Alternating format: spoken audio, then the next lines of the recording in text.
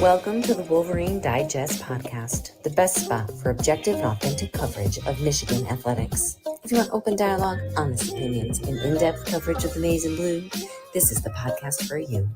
And now, here's your host, Brandon Brown, joined as always by Chris Breiler. I just want to start by saying go blue. This is the button. Yeah.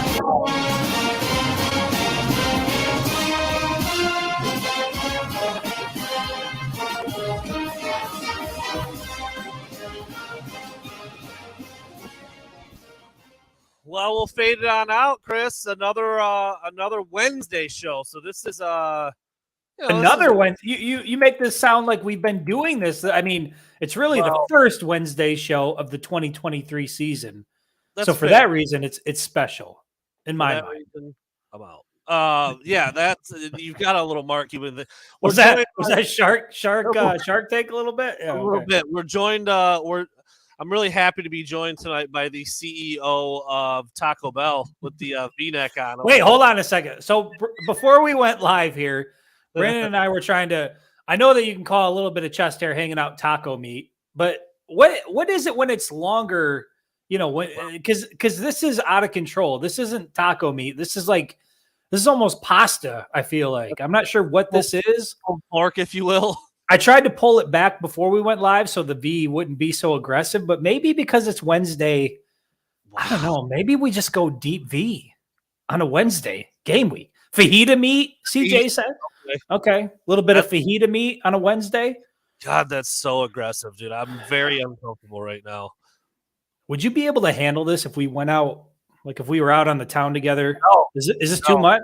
There's no, it doesn't matter what the rest of your question is. No, the answer is no. Would you be able to handle it? No. Nope. We'll pull it back a little bit. I don't want to distract from the actual show. Woo! Let's rein it in a little bit. Rein in the fajita meat just a little bit. All right.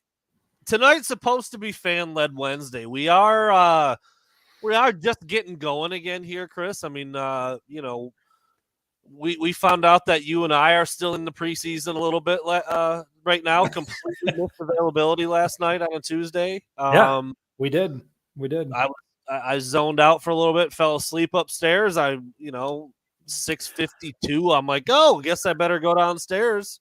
Brandon is fresh off of a nap here, so he's just now waking up. So, yes, Matt Kirby, we didn't rehearse tonight. We don't rehearse ever, but tonight might be a little more rough. Which it's good that it's fan-led Wednesday because we're going to need you guys to carry the show. Travis, what wine am I drinking? Very, very cheap Chardonnay, like less than $6 a bottle. It's nothing fancy over here.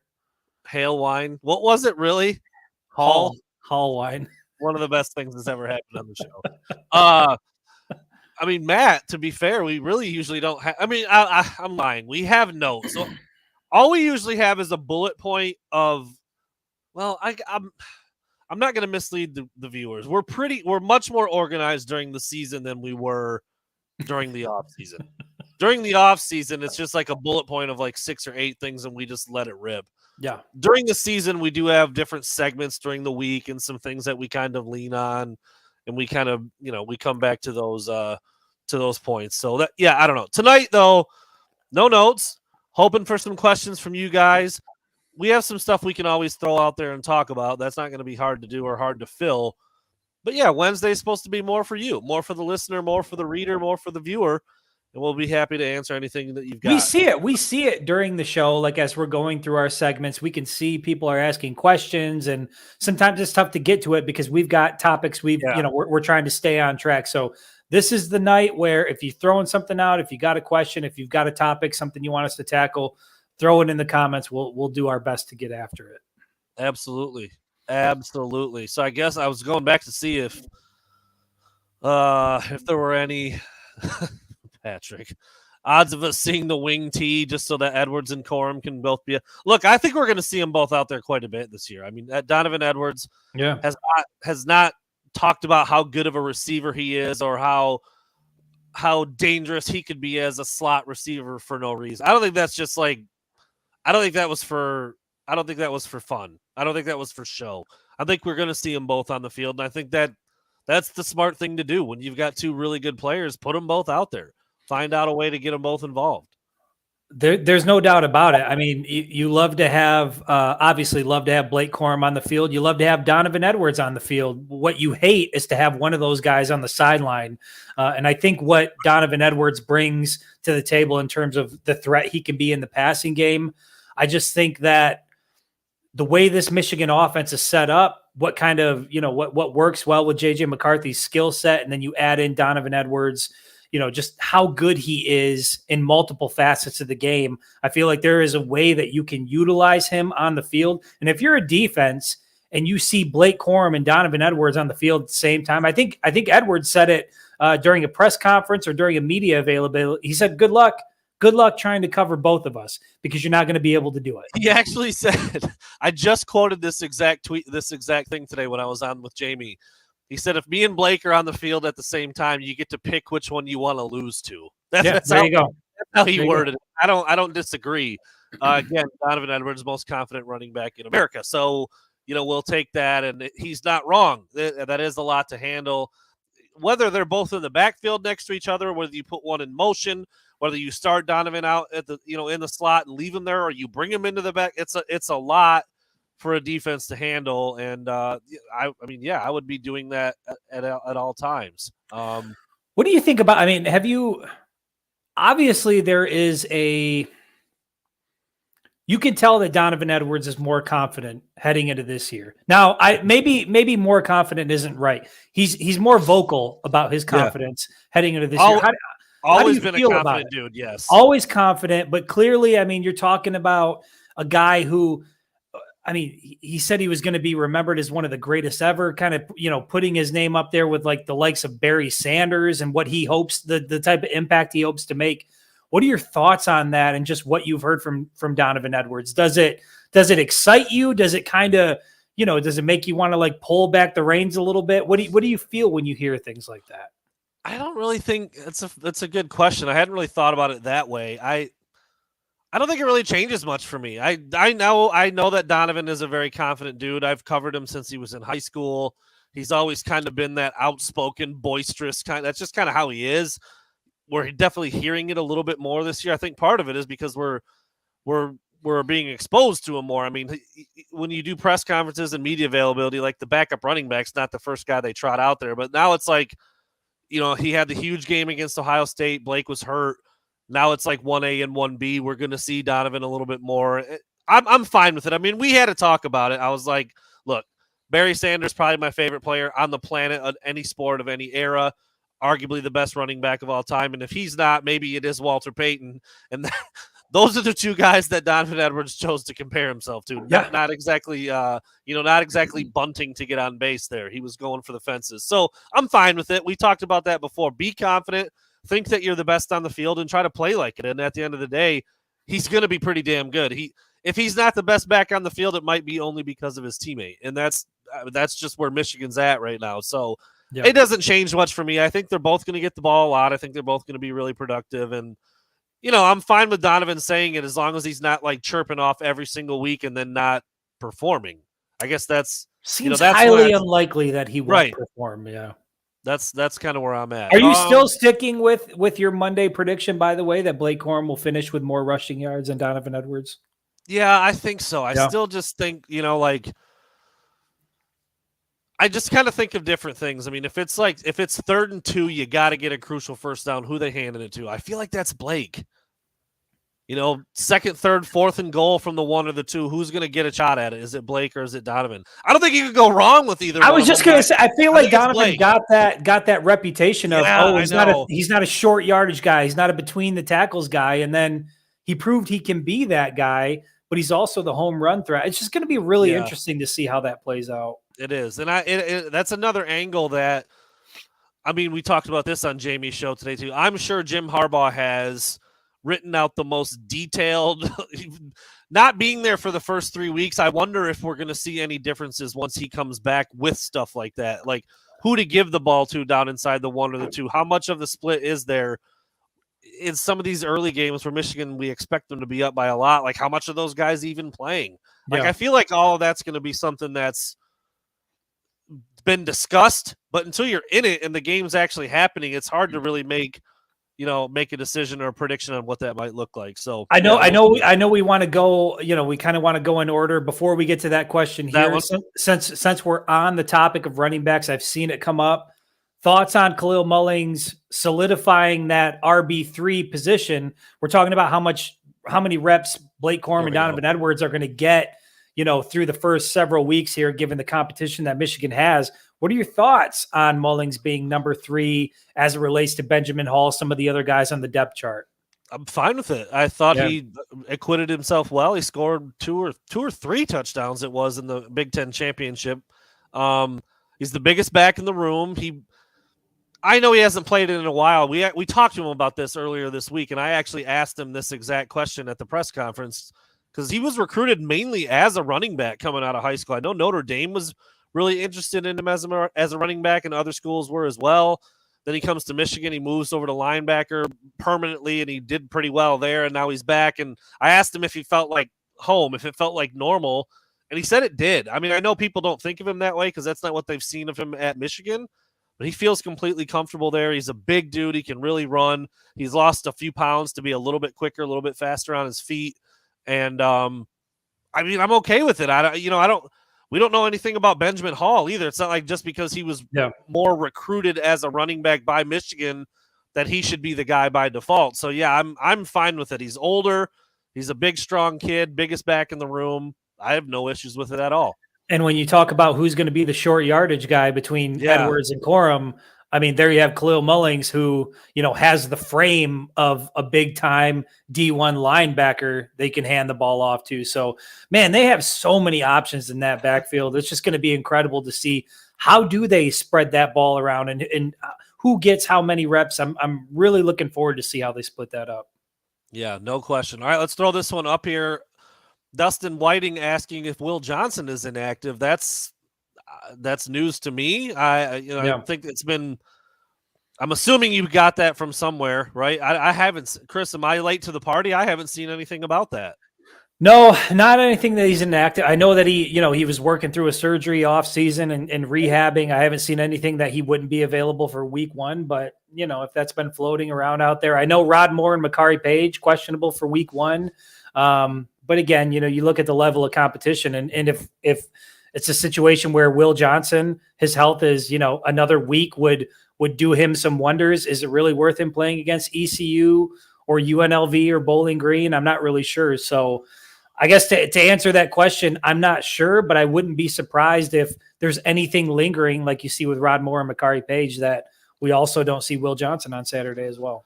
Yeah, I said something about this on Jamie's show today, too. I said if Michigan's playing Penn State or Ohio State tomorrow, I'd be willing to bet Rod Moore's out there, Makari Payne. I mean, we haven't heard anything that these are like they can't go. It's just like, we're gonna pump the brakes a little bit. And if Will Johnson doesn't play, I would guess it's a similar situation. But I hadn't really heard anything about that. So I guess other than yes, he's still coming back from being not 100% throughout the year. Nothing that was, nothing that was complicated or anything or an extra complication. I'm also not sure what this one's about. Todd is asking what we thought about the McNamara article. Is this a common talking point? Because I'm not sure what that's referring to. I do. The last I knew about, Cade McNamara was he went down with injury at an Iowa practice. It was a non-contact injury. I can't remember which leg it was, but he's working through something. I'm pretty sure that he's day-to-day. It's not really a for sure thing that he might start to open the season. So, I'm not sure what article, Todd, you're referring to specifically, but do know that, McNamara did suffer an injury out at Iowa for those that don't know. And there's a chance he may not be ready for the start of the season. Again, like if you followed us for any length of time, even if it was just at the beginning of last year, you kind of know where we stood on the whole McNamara McCarthy thing. Like we've always been big proponents that JJ McCarthy was the guy and wanted to see him get the opportunity as soon as possible. So no knock against McNamara. I think he's I think he's great for the Iowa system. I think he can do well out there. I think a guy like Eric All can do well out there, and would obviously love to see him be able to be healthy to play in week 1, because I'll be honest, there's a big part of me. I don't want to get through the season too quickly, but damn it, if I had to pick Michigan's opponent in Indy, I couldn't think of a better storyline than for it to be Iowa with Cade McNamara as a starting quarterback, Eric All out there, and to see that matchup in Indianapolis. I just think that would be great for the fan base. Let's see. There was another one. It was an over/under question. I was gonna skip it because we're gonna do that on Friday, but I guess since it's fan led, we'll try to find it. There it was. From Hassler 24/7. JJ over under the 275-yard mark, Mr. Breiler. I'm going to go under, but only because I just don't think he's going to I don't think you're going to see a full game out of JJ McCarthy. As much as it's tempting to go over, because I have bought into the fact that they are going to, they're going to throw the ball around more. They're going to sling the ball more. There's just too much talent in the backfield. I think they're going to run the ball a lot these first few weeks. I think it's going to be under, but it's only going to be because limited reps. I think so too. I just don't think he's going to have to throw it that much. I mean, No. I'd love to see him hit a couple big ones, but even if he does that, I mean, I don't see him throwing it 20 or 30 or 35 times, 25, 35 times. Yeah. Maybe I'm wrong though. There's no Jim Harbaugh, no Sharon Moore. You've got Kirk Campbell. Is it like when your parents leave and it's like, Yeah, you never know. We have the key to the liquor cabinet here. We can make some things happen. All right, Chris, I'm going to attempt to have a bathroom break very quickly. I'm going to put you on the single broadcast. I'm just not going to be able to make it another 45 minutes. What number are we talking here? It's a one with a potential. I'll put it that way. My goodness. So I'm going to take my time and answer this question, given that it's a one with a potential two. Have we firmed up the Saturday location, Matt Kirby? Reluctantly or unfortunately, the answer is yes. We have firmed up the Saturday location, but Rosie is not going to be there. We're not going to be tailgating for week 1. And I talked about this a little bit before, we even got into game week. We've been talking about wanting to have a permanent location with the RV outside of Michigan Stadium. And obviously we were able to do that a handful of times last year. It was incredible. I think, for us and what we're trying to do to be able to meet fans and have an RV and have a presence outside of the stadium, it was phenomenal. But the reality is it's also not cheap for anybody who's tried to tailgate outside of Michigan Stadium. And so, we're going to be selective with how we use Rosie this year. And to be honest, we're also a little snake bitten as well. For, anybody who's followed us knows that, on our road trip to Iowa, we had some issues. Coming back from Iowa, we've had some issues. And so we really haven't been able to get Rosie out to a true road game yet because we've had some mechanical issues. And, even after the spring game, we had a few more mechanical issues. And so we have sunk a lot of money into her. I can promise you that we're going to do everything we can to get that RV out and ready for the season. But, to bring it right, Tony, she's an old lady. I mean, we're talking about, a 30-foot RV that was born in the 90s, and we've had to kind of revive her back to life here. And so, the goal is to have it ready. I mean, for at least Ohio State and a few other home games this year. And then we want to get it out on the road. We've talked about, Penn State, potentially Maryland. I know that we're looking at Nebraska and Minnesota. We're going to have to make some decisions there, but yeah, I mean, it's, for anybody out there who has an RV, it's great when things are working well, and when things don't work well, and when it breaks down and you're stuck on the side of the highway, it is an absolute nightmare. So that's kind of where things are at. So that is a very long-winded answer while Brandon takes his bathroom break here to say Saturday we will not be tailgating outside of the stadium. I hate to say that, but the hope is that at some point this year we are tailgating. We do have Rosie back out there, and we're able to do what we did last year, which was I just thought it was an incredible environment. I mean, not just having the RV out there, but we had Wolverine State Brewing Company providing free alcohol, free food.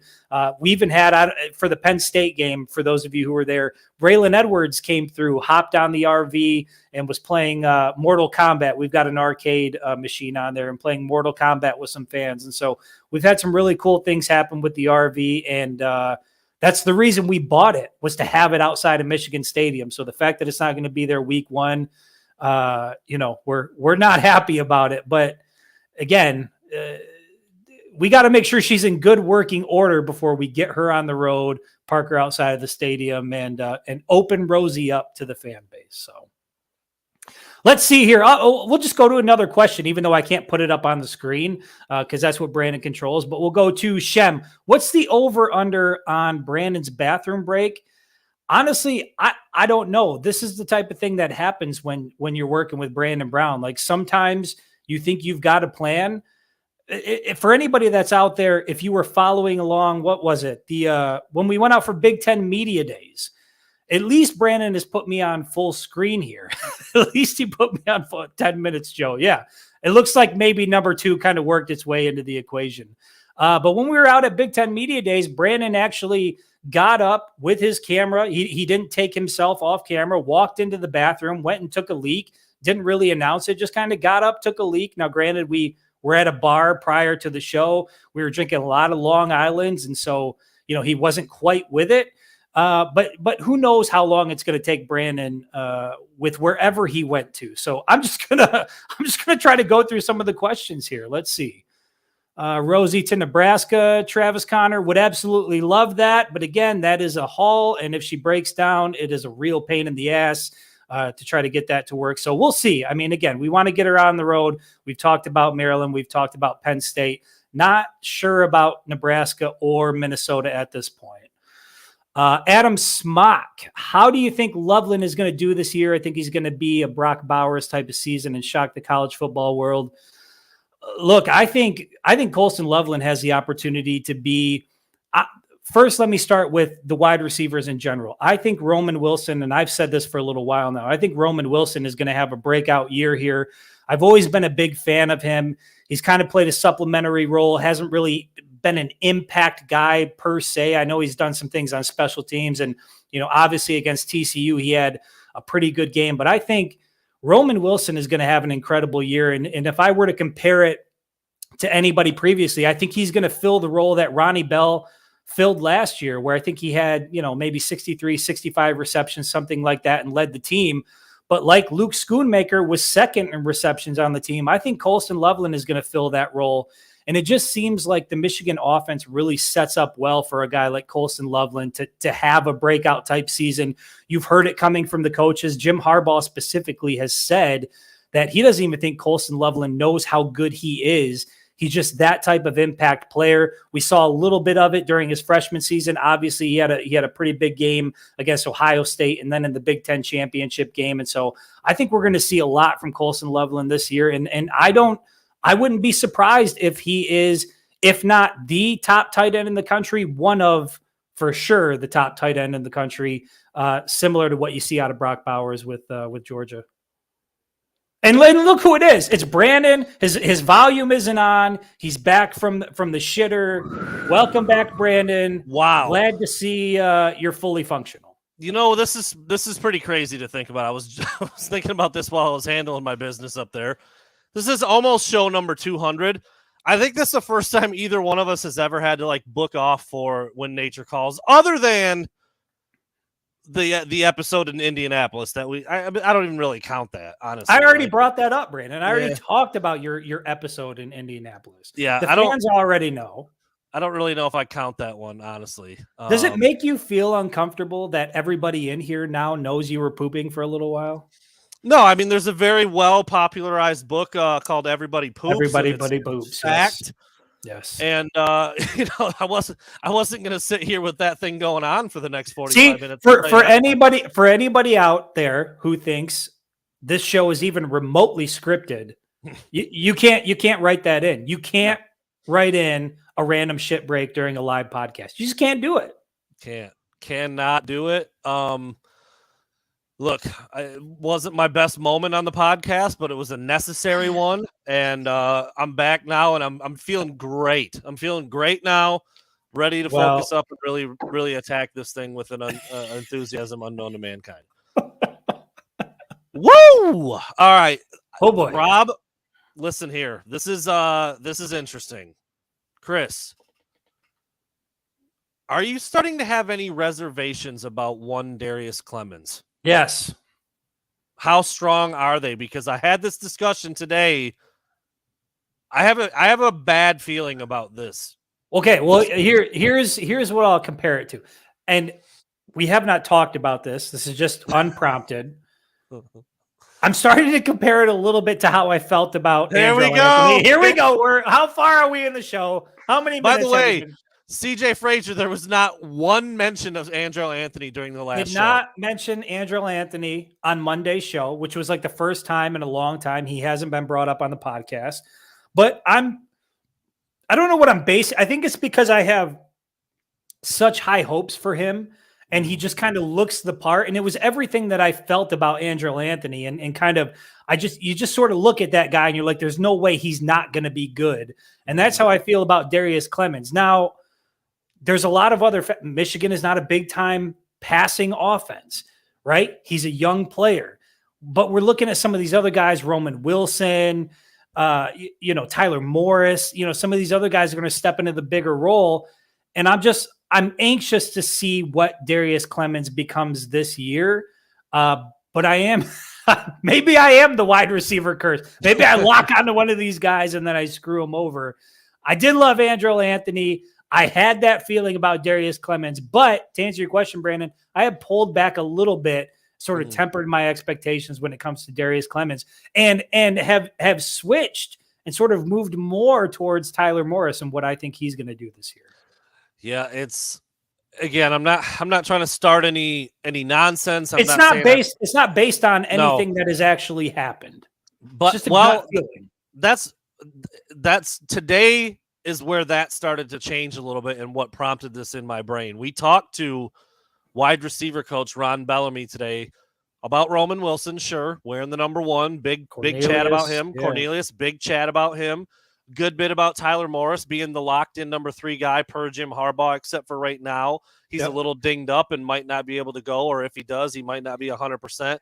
So then the question was, all right, well, who's stepping in Tyler Morris's potential absence as the 3rd guy? And Ron Bellamy named a bunch of guys and did not name Darius Clemens. And I'm like, how could he not be the next name out of his mouth? Well, if things aren't going that well and he's not lived up to what they thought he was going to live up to, that's the only way I can think. And he's also dealt with some stuff. I mean, Ron Bellamy talked about the 3 freshmen, talked about a couple other guys, and then someone said, what about Darius Clemens? He said, yeah, DC's having a great camp. He's been working through some stuff. So this could also be a situation where he just hasn't been able to get right. And when you can't get right, you can't get on the field, and you can't get better, you can't improve, you can't show that you're ready to take that next step. And I think it might be a combination of multiple things, but I'm starting to get this eerie feeling that I got about Andrew Anthony, where it's like, God, he looked the part.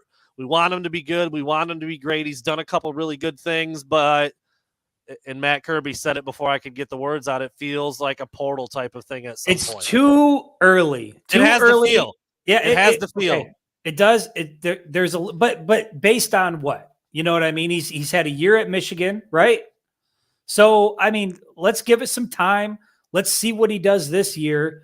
But I will say that, yeah, I pulled back a little bit because I am getting that, a similar vibe to what I had with Andrew Anthony, where dude, we traveled with the team when they did their Michigan tour, and we saw Darius Clemens on the beach. And that is a grown-ass man. That is a guy that looks like he is ready to dominate a football game. And, you hear about, guys like Peyton O'Leary, Carmelo English. I've heard good things about what he's done during fall camp. I'll put it this way. If it's going to happen for Darius Clemens at Michigan, it's going to happen. It's got to happen this year. It's got to happen this year. Otherwise, if it starts to play out similar to how things looked with Andrell, then, maybe you might be onto something with the portal talk. But right now, I think it's a little premature. Yeah, it's just one of those things where there isn't like a superstar in that room, and there's snaps available. I mean, and for him to not even really be mentioned, it's like that's a little bit of a bummer. I mean, listen. Maybe it's the transition to the number 1 jersey, but I was high on him before that. I feel like Roman Wilson is borderline on the verge of becoming a superstar at the University of Michigan. I just feel like he's got that level of talent, and I think we're going to see it play out this year. I guess when I say superstar, I love Marvin Roman Harrison Jr. Right. Yeah, I'm thinking like you're a Braylon Edwards. You're inside the 20. sure. He'll score. That's not Roman. It's not. I mean, like, he's a great player, can do a lot of things. He's not a take over the moment, take over the game kind of receiver. I just don't think so. And that's okay. They're rare. They're very rare. Most teams don't have one. But I'm just saying, with a room like that, where a guy who looks like he's built like one of those dudes, Darius Clemens, and for whatever reason it hasn't happened, you just start to wonder why. And you heard a little bit of it from Bellamy. He's been hurt, or he hasn't had enough reps or whatever it is. So, yeah. But it's the same. It's kind of the same thing when you look at Cornelius Johnson. Like we've talked about that before. Like Cornelius Johnson obviously had a good game against Ohio State, but I don't know that I've ever seen Cornelius go out and high point the ball, like a throwback to Braylon Edwards, a guy that can go and snag the ball out of the air, a guy that's a game changer at the wideout position. When you get in the red zone, you can drop, 3-step drop, toss it to the back corner of the end zone. He can go out and snag it. To me, Cornelius has never been that guy. And so I don't know that that guy is on the roster this year. Again, Darius Clemens could be that guy, but I'm not sure that. I mean, Jesus, is Michigan even recruiting those guys? Are they going after those types of guys? Or is it like short, shifty, Ronnie Bell, Tyler Morris, Roman Wilson type wide receivers? Because the guys that do have size don't seem to have that ability to high point the ball and make a difference that way, like a Braylon Edwards would. So, I'm not sure. Yeah, Matt Kirby, exactly. That's more of a Colson Loveland. And Colson Loveland is a guy, sure, he plays tight end, but you can line him out wide. I mean, you can put him at a wide receiver position, toss the ball up to him. So absolutely, Colson Loveland is that guy. But it's weird to me that Michigan, for a while now, hasn't had a receiver like that. I mean, even when you go back to like J.U. Chesson, Mara Darbo, like those types, like they made some good catches, but Michigan hasn't had like a premier receiver. Donovan Peoples-Jones was supposed to be that guy. Tariq Black, Nico Collins. Yeah, I mean, they kind of had bits of it, but they weren't those dudes. Well, a lot of it comes back to play style. A lot of it does come back to play style. I mean, Nico Collins I forget the number. I did the math at one point. He averaged like 3 targets a game. I mean, guys just aren't going to, they're not going to have careers like that with that kind of opportunity. And so 91 receptions, wasn't it, in a season for Braylon? Braylon. He might have eclipsed 100. I don't remember. But I mean, the point remains, there's not that dude on the roster, whether it's development or whether it's scheme or system or I don't know. But it's a little bit not concerning, because I'm very confident in Cornelius Johnson and Roman Wilson, whoever the third is, and then you get a sprinkling of Donovan Edwards out in the patterns more often, and you got Colston. Like, I'm not worried, but the absence of Darius Clemens, when we all thought, like, dude, look at this guy. Look at him. He made a couple plays in that first spring game he was in. Yeah. And since then, it's really been nothing. Like, literally nothing. I think he had 1 catch last year. And, or maybe none. I can't remember. I think Tyler Morris had 1 or 2 or 3. I mean, at least Andrell during his freshman year, like he had the Michigan State game where he came out of nowhere and was like, holy shit, like this is what we have to look forward to. At least there was something there. But with Darius Clemens, it's been, for me personally, it's just been like, dude looks really good on the beach. And I saw him make a hell of a catch in a spring game during his freshman year. And so that's really what it's built on. And you hope it comes to fruition. I'm not ready to say looks like Tarzan, plays like Jane yet. But like that's a thing. In football, that is a thing. You've got first team off the bus, and then that's where it stops. I don't think we haven't seen enough of Darius Clemens to say that yet, but I think the fact that we haven't seen him starts to speak towards that just a little bit. And again, Ron Bellamy, the wide receivers coach, rattled off a bunch of names today at the podium and didn't say Darius Clemens' name. We had to ask him about him additionally. So it's not completely unfounded or coming out of nowhere, but you're right. It is very early. And if he's been unhealthy and hasn't been able to get out there, then, but hey, availability is a skill as well. And so you've got to be available for your guys and you got to be ready to play. So we'll see what that looks like in year number 2 for him. Chris, I love this kind of stuff. You're not the gambler that I am, but Shem has Michigan covering 36.5. It's a big number. And also if they cover, then you would think that the over would also hit. But what do you think when you see that spread and that many points week 1, no Harbaugh, no Sharon Moore? What do you think? And ECU's they're not a complete pushover like we saw some of these other. They went 8-5 last year and can score some points. Yeah, I mean, this isn't like a 1-11 like UConn team or something. I'm sure they can, Brandon. But I also go back to last year, and how many times did we walk out of Michigan Stadium during the early season? Was like, holy shit, they put up 50-some points. Yeah. Like, looked effortless. Like, yeah. I would take Michigan to cover 36.5, and I would take the over on 51.5. I think that is that's a safe bet, Shem. If I were a betting man, which I'm not, I would certainly take that.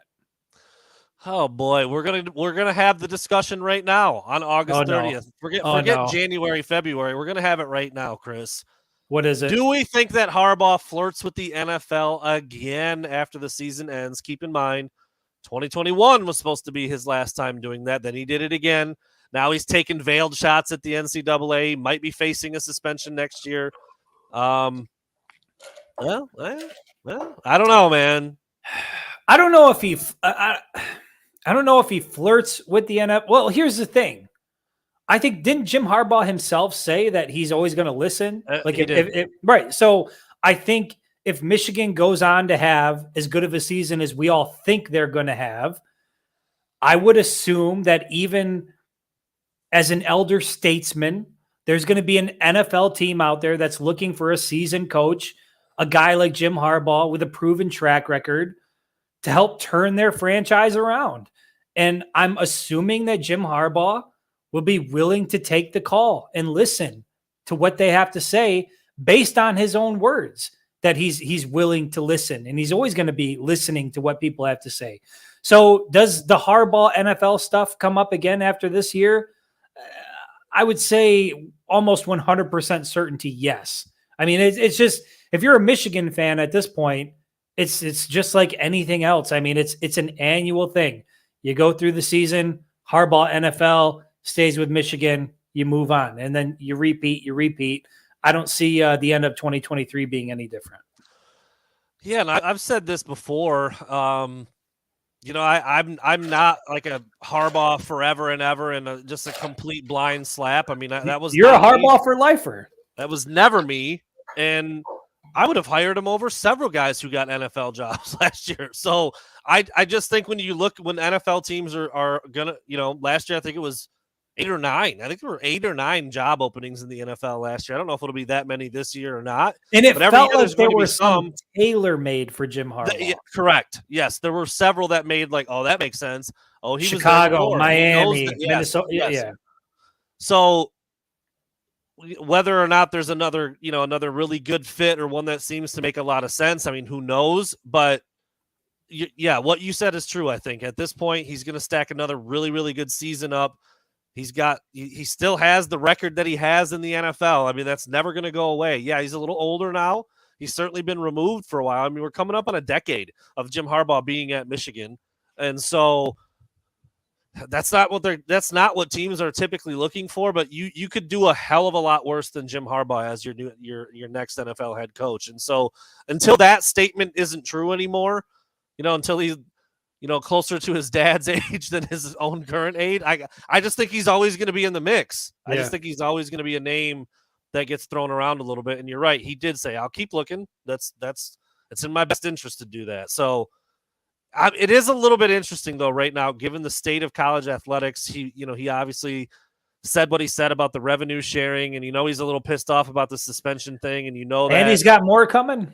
Yeah. He's got more coming in 2024. And will that factor into whatever happens this offseason? Possibly. I mean, I think one thing is clear.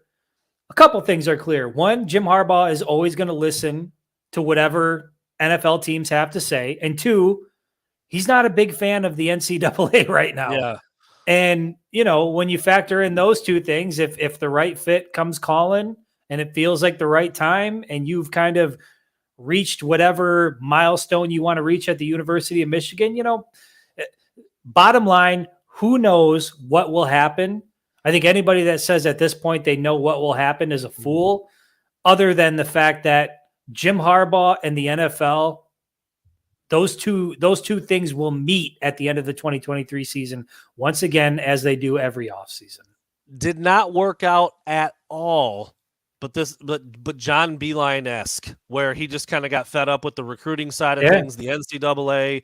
He had things humming at Michigan, and he up and left for a job that he probably never should have left for, frankly. I mean, it was a disaster for him in Cleveland. And he seems to have settled in Detroit with whatever his role is there. But I mean, that was a really surprising move at the time. And I don't think Harbaugh leaving would be as surprising, but maybe now, after it seemed like it was going to happen for sure last year, and he wanted it to happen the year before, and it didn't. After the last 2 years, I've kind of backed down off it. I said, after 2020, 21, 22, if a job had come his way, boom, he's taken it, he's gone. I don't know if I feel that way now, but this NCAA stuff it's probably a little bit more of a nudge than an external nudge. I think before it was Harbaugh wanted what he wanted. And with what's going on now, I feel like he might be like, you know what, forget this. Like I've had enough. Yeah. And it wasn't all that long ago that it seemed unimaginable that we would start the 2023 campaign without Jim Harbaugh having a new contract in place. And instead of a new contract with Michigan, here he is serving a 3-game suspension with no new contract in place to start the season. So it's just, it's further evidence of how quickly things can change. And, I mean, how many times did it change with the NCAA? We heard this, and then it changed, and there was a deal, and there wasn't a deal, and now it's self-imposed, but it's going to drag into 2024. Who knows what's going to happen? Who knows? Yeah. And yes, CJ, there's ice cubes in my wine. That's right. Sometimes I put ice cubes in my wine. Is that a big deal? Ice cubes in his wine. Can I live? Dry chicken nuggets. You guys make your own decision. Listen, on this, Pat. I'm my own man. You know what, damn it, Brandon? I'm my own man. I'm tired of being somebody I'm not on this podcast. Ice cubes in the wine and deep V. That's what you're getting for the remaining 25 minutes of this show. I'll just put that up. I just something to cover up whatever that monstrosity is over there. This is not relevant to what we're talking about at all. What is that? I can't look at it, dude. I can't do it. What's the issue? Just fucking with you.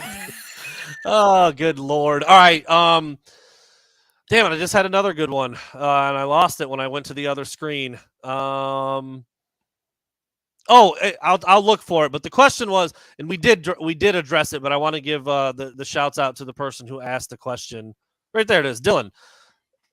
We did have a brief discussion about this on Monday. How do we feel about the way Jim Harbaugh handled his replacements, the 4 different guys for 3 different games, one of them being Sharon Moore, who, oh, by the way, is also suspended. It's classic Harbaugh. It's on brand. I don't hate it because I love the 4 dudes that he chose to cover the games.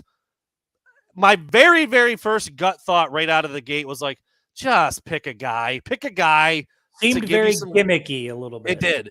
But the more I thought about it and the more I heard Jim Harbaugh talk about it, and then I heard, I heard Jesse Minter talk about his opportunity. And then I started to think, well, what's Jay going to say? What's Sharon going to say? What's Mike Hart going to say? It started to make a little bit more sense. Jim has the utmost faith in his guys. He's letting them all get a little taste of this. He's letting them all prove what they can do. And I don't think there's anything wrong with it. It's a little strange. I don't hate the idea, but even in saying that, if I was in Jim Harbaugh's shoes, I probably would just pick a guy. I think I would. I think I'd pick one guy. You're the man for the next 3. Take care of business, run the show, and I'll be back. But I don't hate it after I've given some time and some thought to it. Right, but we also talked about how there's so many guys on that coaching staff, correct, who are worthy of that opportunity. And so I think the more you think about it, the more time you take, the approach that he took makes a hell of a lot of sense, and I like it. I'm excited to see how all these guys look and operate in that role. So yeah, I love what he did. At first, it felt a little bit gimmicky, but the more I thought about it, the more it felt like the right approach. Chris, I'm going to go ahead and take away the chest hair because I'm distracting myself here. I can't even answer any question. Chris, I'm going to put you on the spot. You're Jim Harbaugh. You're missing the first 3 games of the year. You can pick one coach to replace you on the staff. Who is it? I mean, listen, I really like Sharon Moore. Mm-hmm. I really like Jesse Minter. But maybe it's because he's a fellow bald brethren. But to me, Ben Herbert. Oh, wow. I'm telling you, Ben Herbert is like this X Factor energy dude, football guy. I just love everything about Ben Herbert. So if I was Jim Harbaugh, I mean, he already nominated him for assistant coach of the year, right? And slapped a new moniker on him, associate Correct. head coach. If I were Jim Harbaugh and kind of had my pick and could do whatever I want, I'd keep Sharon Moore where he was, Jesse Minter where he was, and I would bring Ben Herbert to the front of the room and let him operate as head coach. That's a very, very interesting answer that I hadn't even thought about because he's not one of the on-field coaches, but I kind of like it. My initial thought in my head was he'd have the Pitt Vipers on. Yeah, he'd have the shield. I mean, come on. My initial thought was I would go with Sharon. He's your play call, and it sucks that he's also gone and maybe that played into it. Maybe Jim would have picked Sharon more, but he's like, well, shit, he's suspended too. I don't know if that's the case or not, but if that was off the table, it would be Sharon Moore for me. I'm an offensive-minded person in myself when I watch football, if I was going to coach football. So I would go with my OC, who also happens to be maybe the best O-line coach in the country. I'd let him be the guy. The players really seem to respond to him, and it wouldn't upset the apple cart that much in terms of what goes on during game day because he's still going to call your plays. He's still going to make some offensive decisions. You'd still have Jesse Minter there doing his thing. But to your point, it stays even more normal if you just put a guy there that's not doing something else on game Everybody day. else continues to do what they do, and you elevate Ben Herbert, who is just on the sideline as an energy, just to get the guys right mentally, which when you're a head coach, I mean, let's be real. You've got assistants and coordinators for a reason, I would be... And maybe we've seen examples. Does Ben Herbert speak to the team on game day? He should if he doesn't, but he has to, right? I believe he does speak to the team on game day, and I'm pretty sure it was JJ McCarthy, and I can't remember who else. They said that Ben Herbert, and I don't remember what game it was before, but he gave a pregame speech that left a mark on that team. And again, when you spend some time around him, when you see him talk, when you see his intensity with just the way he walks around on the sideline, there's no doubt in my mind that guy can lead a football team. I remember I got a photo of him and he was staring right down the lens and I almost just ran out of the building. Your camera nearly melted. Yeah. Dude's he's damn near nuclear, dude. The guy is turned up all the time, and not surprising that Jim Harbaugh loves him the way he does. And that's I like that move, Chris. I do. And you've got a lot. I don't know how much of a football guy he is in terms of like management and time, clock management and situational. You've got 10 coaches on the field that can help you with that stuff. Exactly. Giving your pregame speech, getting guys up for, big plays, talking to them during halftime. He'd be pretty valuable in that role. I like that. I do. I like that. There's one. No doubt.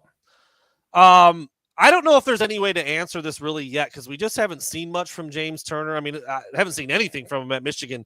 And even when you look back at what he did at Louisville, he was an accurate kicker. I don't think he has as big of a leg as Jake Moody, and I don't know what he's going to be asked to do exactly. Jake Moody was the kickoff guy. He was the place kicker guy. If they had different roles for different things, he would have been the long ball kicker on field goals and the close guy because he was just that good at everything. I don't know how well James Turner does all of those other things. Jim Harbaugh said that he has won the place kicker job, but then went on to say we're still kind of figuring things out for our kickoff duties. So that tells me that he probably doesn't have the big leg like Jake Moody. So I would have. Tommy Doman does though. Tommy Doman does though. And he was a punter kicker coming out of high school, not just one or the other. I would expect there to be a slight step back because Moody was just that good. I mean, he was the Yeah. first kicker drafted in the NFL draft. Impressed during preseason. I think he's a little banged up right now, actually, if I'm not mistaken, as the Niners get ready to start their regular season. Ronnie Bell, by the way, shout out Ronnie Bell, made the 53. How about that? Made the roster. I don't Pretty know awesome. that Jake Moody is well, who knows? So yeah, it's long explanation to a short answer. I think there will be a step back, but what does that really look like? I mean, Michigan's offense is expected to be really damn good. Right. You know, if he can make 45 and in, that's good. That's what you need from your college kicker. Yeah, I agree 100%. I think that to expect him to perform at the level of Jake Moody's one of Michigan's all-time greatest kickers. So you don't just replace that year after year, but I think he's going to be, a solid replacement for one of Michigan's best kickers, and we'll see. But the Michigan offense, let's be honest, shouldn't have to rely on their field goal kicker too often. Right. I mean, you're going to have to call upon that guy at certain times throughout certain points of the year. But this offense, given what they have in the backfield, tight end like Colston Loveland, what they have at the receiver position, and then you got a veteran quarterback JJ McCarthy in the back or slinging the ball around. I just think this Michigan offense, they're going to be putting up a lot of points this year. And I don't know that they're going to necessarily have to rely on Turner as often as they did Jake Moody last year. Let's say you got a 4th and 9, maybe it's like a 48-yarder or something. I'm sorry, like a 4th and 4. That might have been, put Moody out there. He'll bang it through, get us point. You just go for that this year. You got a veteran guy in JJ. I'm putting Blake Corum and Donovan Edwards on the field at the same time, 4th and 4. So you might see a little bit of that this year. Maybe that lends itself to why Jim Harbaugh said we might throw it a little bit more this year, because some of those situations where before, it's 3rd and 7. Let's try to get this running the ball. We've been running the ball well. Let's try to run it. Oh, we didn't get the first down. Moody. If you don't have that in your back pocket, maybe you're a little more aggressive with your play calling. Maybe what would have been a run last year now becomes a shorter intermediate pass this year. Like, all these things affect what you do on your drive to drive basis and as your offense forms its identity. But the bottom line is that Turner was really good at Louisville. I don't think he had, I don't know if I'd go out there and try to kick a 59-yarder like you could with Moody, but I think he's going to be plenty serviceable and be just fine for what Michigan needs him to do.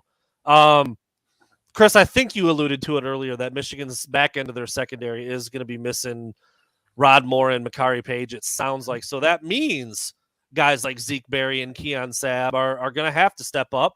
And we heard both of their names this week from different coaches. And, I mean, big-time recruits, talented kids, big-time programs. Zeke Berry, I believe I tend to get these two mixed up in terms of what they were as recruits for whatever reason.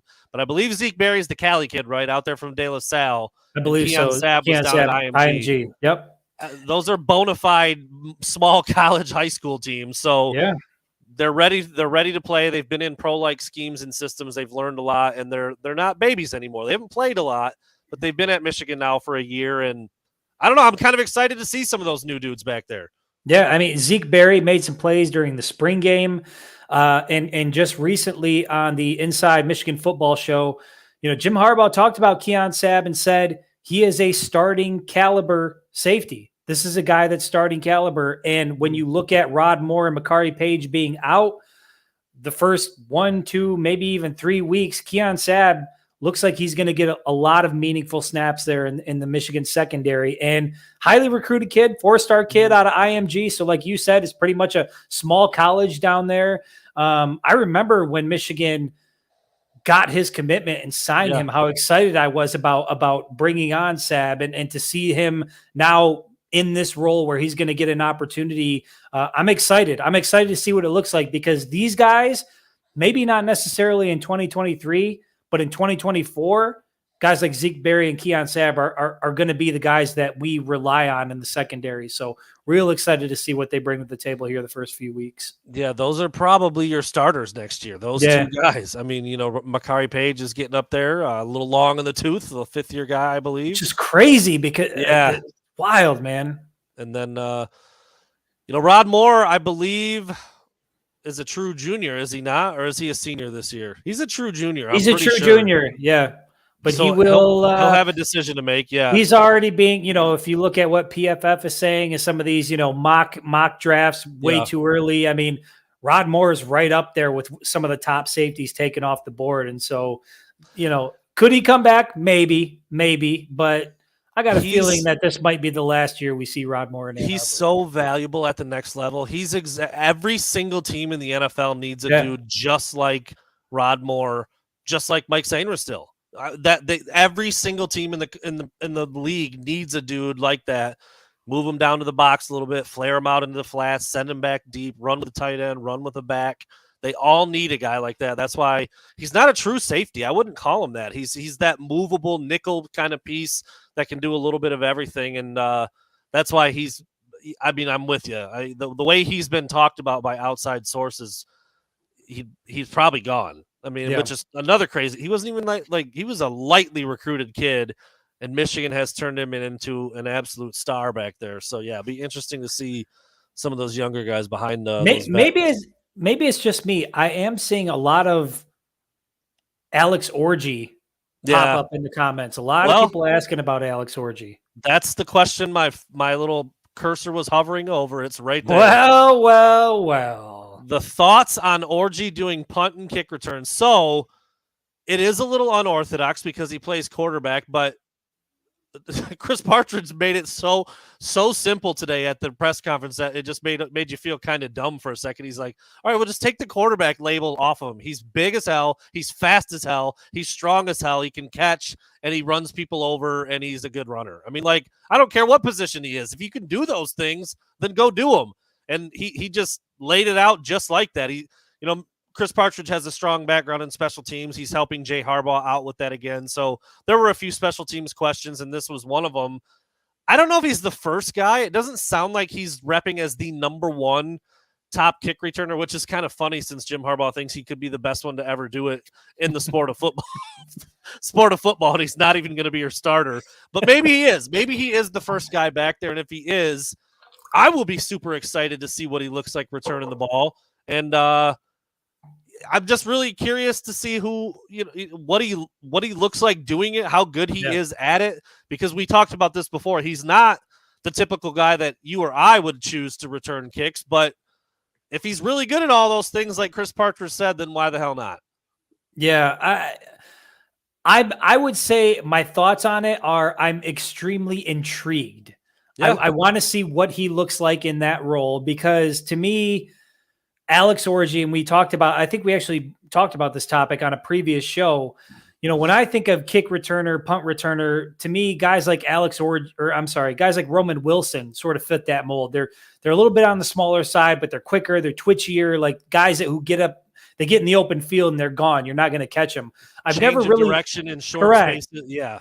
Even a Donovan Edwards could play that role really well. I've never really viewed Alex Orji as having that type of quickness, that type of twitchiness.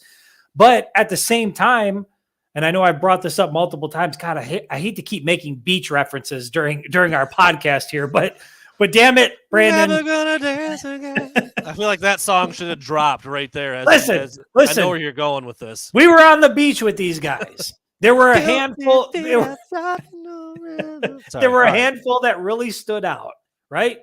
Darius Clemens was certainly one of them. Alex Orji, certainly one of those guys. He just, again, a grown man, an athlete that it's hard to keep guys like that on the sideline. So if there's a way that you can make it work on the field, whether it's at the quarterback position and special teams, however it is you can do it, it feels like you got to get these guys on the field. And so my thoughts are, if Jim Harbaugh thinks he's that good and Chris Partridge thinks he's that good and Jay Harbaugh thinks he's that good, I'm really excited to see what Alex Orji can do on special teams, because I feel like he's one of those guys who should be on the field. He's tremendous athlete, can make a big impact. Really excited to see what he can do. Yeah. Hard to tackle in the open field. He can lower his shoulder. True. He's quick. Presents a lot of problems. I don't want to tackle Alex Orji, I can tell you that. And I'm damn near 6 foot. I hate to admit it, but about 220 pounds, and I don't want anything to do with that.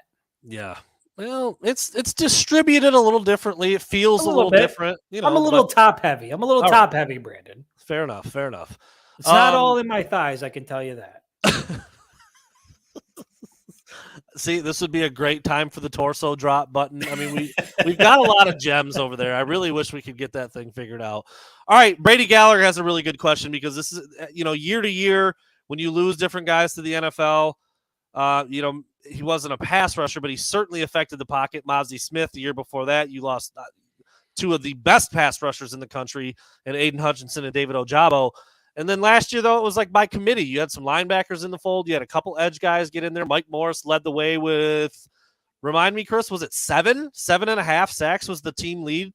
7.5 sacks. Yep, Mike Morris. Yep. So how many does Michigan get on Saturday? What's that look like? Keep in mind, East Carolina's new quarterback is an athletic guy. He's a dual threat, kind of can run around a little bit. That always makes that a little bit trickier, but sometimes that can lead to more sacks because they try to bail out earlier than they should, or they run into pressure. What do you see? I mean, what do you see out of Michigan's pass rush on this first game Saturday? I could see anywhere from 4.5, 5.5 sacks. I do think that, ECU is well aware of who Michigan has up front and at the edge position. And so they're going to do whatever they can do to get the ball out quickly to try to minimize whatever impact that defensive front can make. But at the end of the day, when you look at guys like a Chris Jenkins, when you look at guys like a Kenneth Grant, and then you've got Braden McGregor, Jalen Harrell, Derek Moore, Josiah Stewart, you got all these guys that can get to the quarterback. I just have a hard time seeing Michigan walk away from anything less than 4.5 on Saturday. So I would put that as the minimum because I do think ECU is going to scheme to sort of try to minimize that. But to me, 4.5 is the number.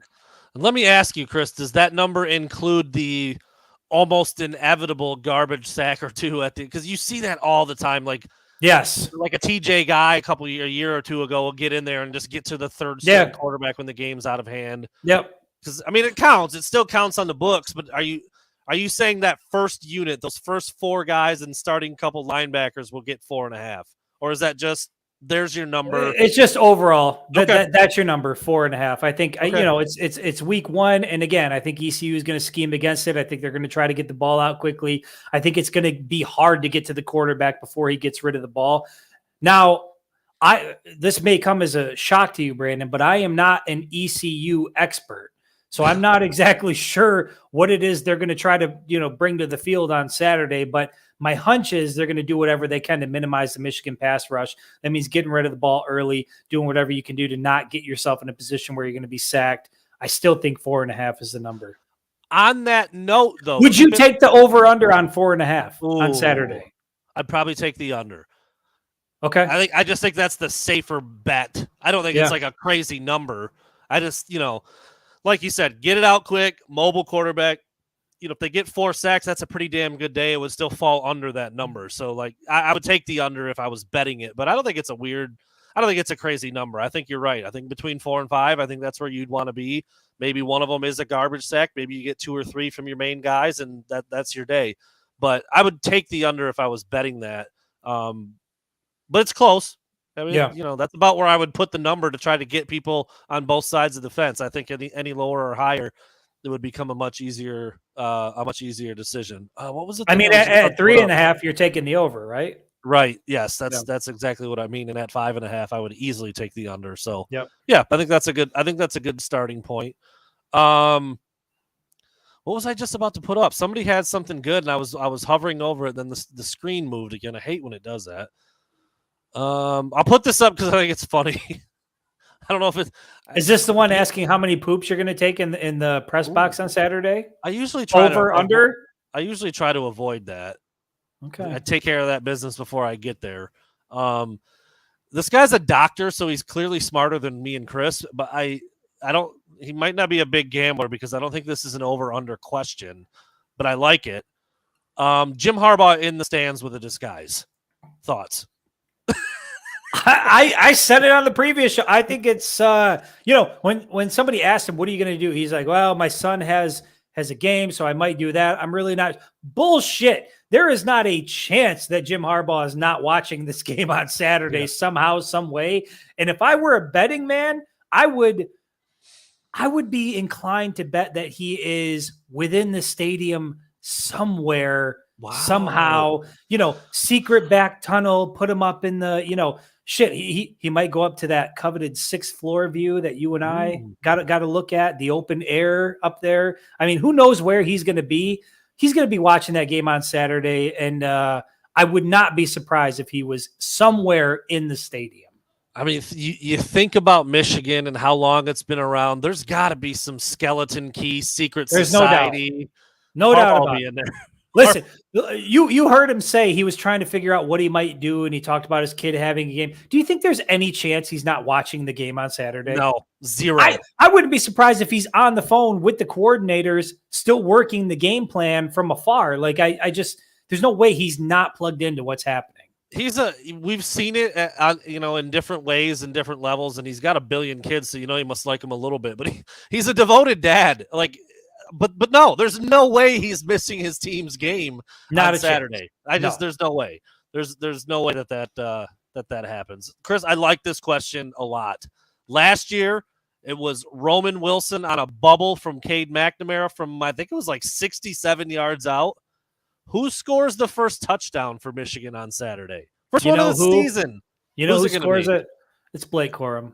I think it's Blake Corum because obviously the way he ended the season last year on a sour note, Heisman Trophy candidate. I think that they're going to do everything they can to get Blake Corum in the end zone first this Saturday. And I can't think of a guy that I'd want to see in the end zone more than Blake Corum on Saturday because he means so much to the team, not just from a production standpoint, but who he is as a person, who he is as a leader, obviously a captain on this team now. Blake Corum is a guy that I think gets the first touchdown of 2023 and could not be more fitting. And he had more than anybody in 2021, so it's a 2022. So it's a smart bet. It's a smart bet. He's going to get. We saw it last year. Every time inside the 10, here comes a heavy dose of Blake Corum until he's in. I mean, that's So if you get in that situation, that's going to be who it is. But again, I think it's going to be on like a 30-yarder. Oh, I think he's going to take it to the house. He's going to throw up the deuce on the way in. Yeah. It's going to be beautiful. I could have said the same thing earlier in the show. Anyway, Chris, want to get your opinion on this. Ice cubes in the wine, chest hairs out, looking more like Battle Creek, not Ann Arbor. Thoughts? I don't know anything about Battle Creek, so you'll have to fill me in. But if Battle Creek is ice cubes in wine and chest hair hanging out, then sign me up. Maybe I did pick the wrong town, but I don't know. I've been around Ann Arbor a little bit. I've seen some chest hair, and I've got a feeling there's guys around here that drink wine with ice cubes in it. So I think I'm just fine here. But what is this about Battle Creek? I feel like I need to get to know Battle Creek a little more. Ann Arbor, I would definitely say you're much more likely in Ann Arbor to find ice cubes in the wine than you are taco meat out of the No. I feel like this is very Ann Arbor right here. This is Ann Arbor. I've been driving around. You know what? I've seen some guys walking their dogs like this. Pause. That right there is freaking Ipsy. That's Ipsy to its core. Okay, this is Ipsy, but what is this? This is Ann Arbor. European. Welcome. Well, essentially Ann Arbor. You actually sitting there like that with that deep V black. If you have like mid-thigh jorts on and like maybe some sort of a scarf hanging out of your back pocket and boots, and you're going to buy patchouli oil, that's Ipsy all day. Like that's so much Ipsy. Look at the V is so deep, it's like off the screen. It's protruding through the bottom of my box. Damn near, we're almost gonna get belly button cleavage if you go any further. I mean, that's where we're at. Is this how I should take photos on Saturday? Jesus. It's going to be a hot one. I did see the weather. I'm a little disappointed, Brandon, because it 90s really kicking back around, right? The weather has been beautiful. And I saw this morning, we're going to be about 85. So if anybody sees me on the sidelines at the big house on Saturday, I'm just going to tell you right now, I'm going to be sweating my ass off. It's not going to be a pretty picture. Just kind of let me be. Don't call it out. Don't bring attention to the sweat. Just kind of let me operate. There'll be sweat beading out the hat. If it's 85 temperature down in the field, it's closer to 95. And what that means for me is just a really, really sweaty sweaty afternoon at the big house. Well, this was 9 minutes ago now from Eric. He said he's not going to lie. I'm trying to figure out how to keep watching you guys. Definitely discreetly back to school night starting in a minute. Eric, you know what you do? Doesn't You matter.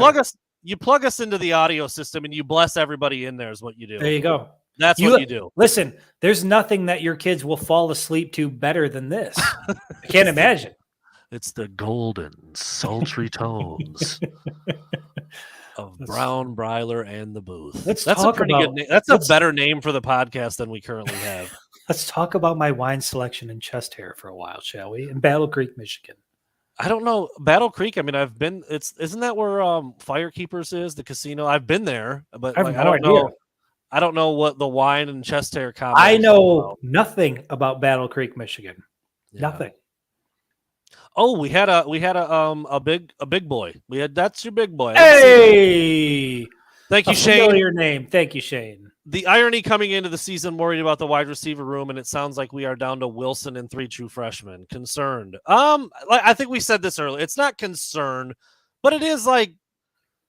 Well, earlier we were specifically talking about Darius Clemens, and I am a little bit surprised that if that third spot's just sitting there like wide open, that he hasn't even really been talked about. Not that he didn't like take it and run with it and become the next obvious guy, but Tyler Morris kind of seemed to do that a little bit. We're hearing about the freshmen here and there.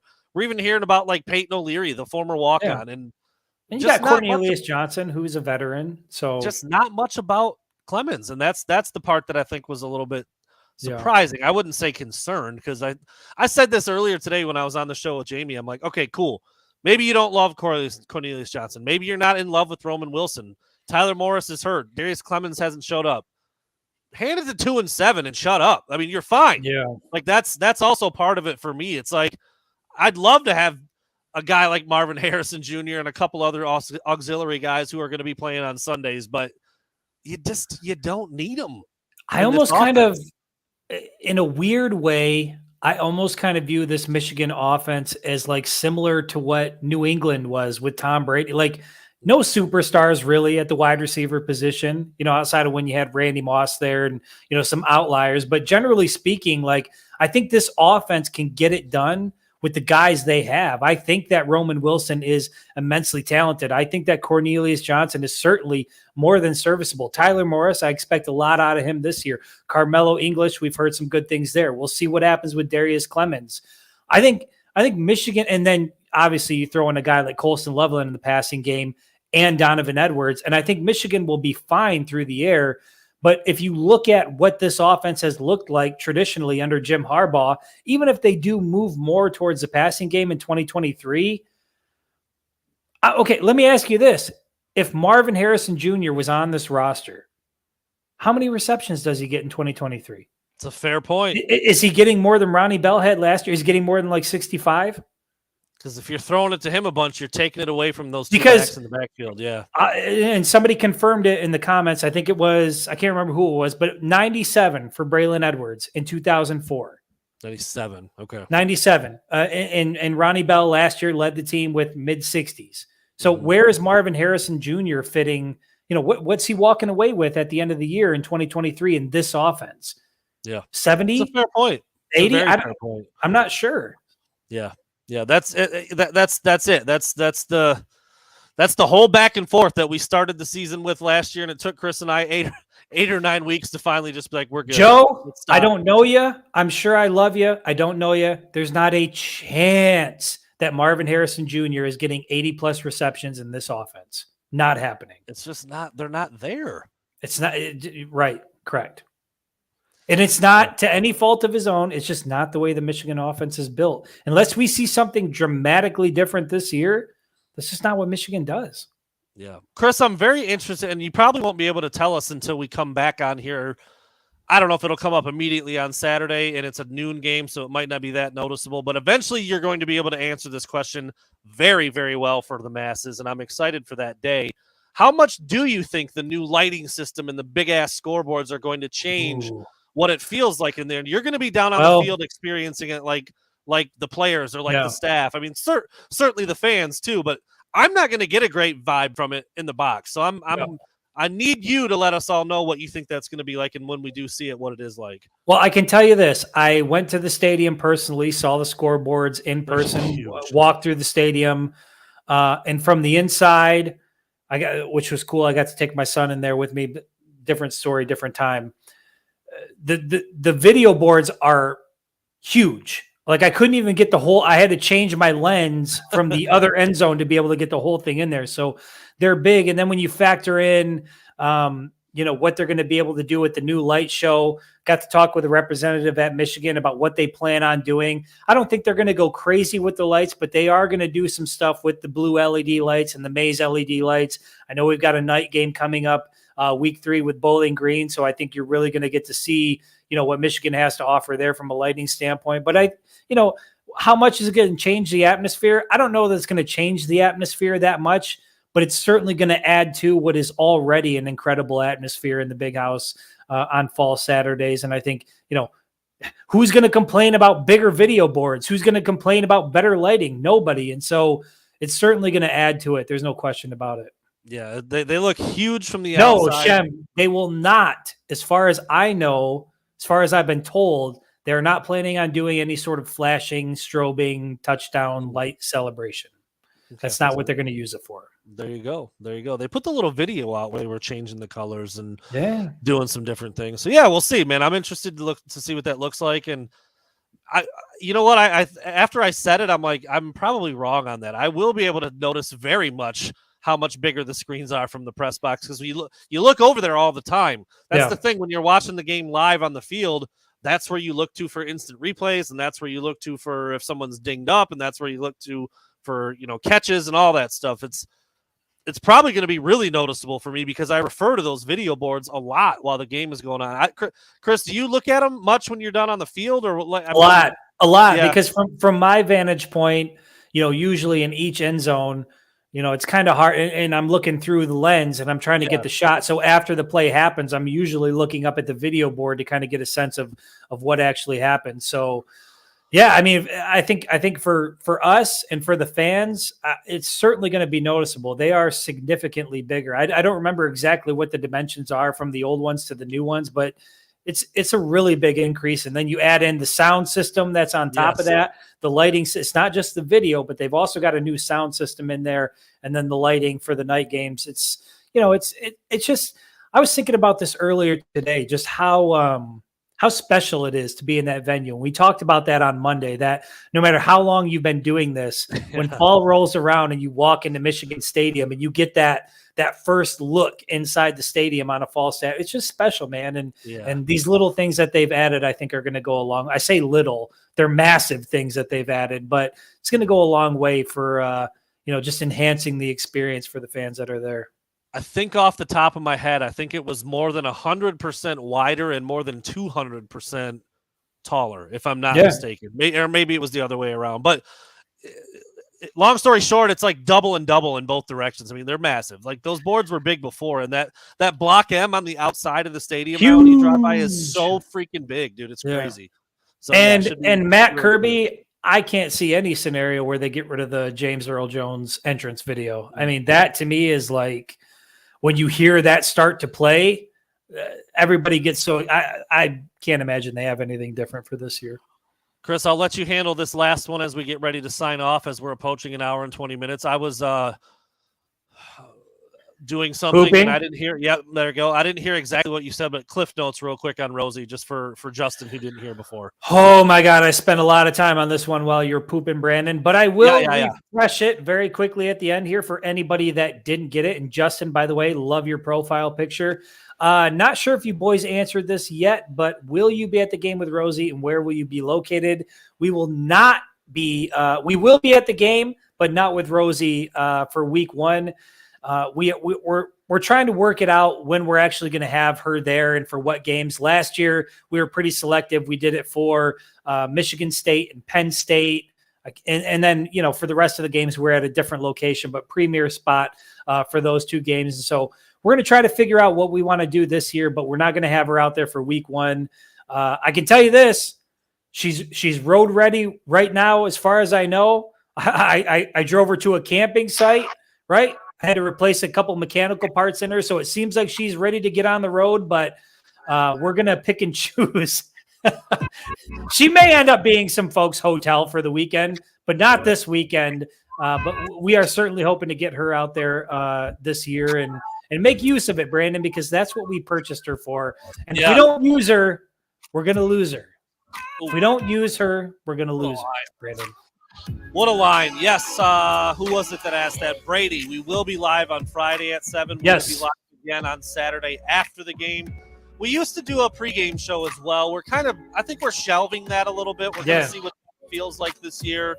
It was just always really, we had intentions to do it sometimes, and then Rosie was part of the reason why we couldn't get to it half the time. It was our podcast studio.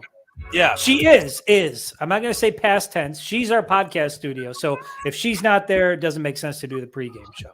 Built for the booth shirts. I love the idea. I'll look into some design things. We already talked about the Exit 19 shirt, which I hope to have in hand for Chris and I next week, and we'll go from there. And can we all just acknowledge, can we all just give a round of applause for Brandon for taking the first shit on our live podcast? Thank you, Brandon. Appreciated. Didn't know that was coming. But once again, we passed another important milestone here. Episode 194 was a big one for me, and it needed to be done, or else the show would have been severely compromised. Hey, Chris, off the cuff, can you take it anywhere from 2 minutes to 15 minutes, depending on what happens with my body? And we just made it work. Was it 15? It felt like a while, man. It felt like a while. How long was he gone for? It was a considerable. We'll go back. We'll roll the tape, but it felt like you were gone for quite some time. The people were concerned. It wasn't overly cooperative. I'll leave it at that. We'll be back on Friday night, 7:00, and then the next day, boys and girls, game day. Game day. We're into the second round of outro music, Chris. It's time to go. It's time to go. So we'll see you on Friday night. Take care. Adios.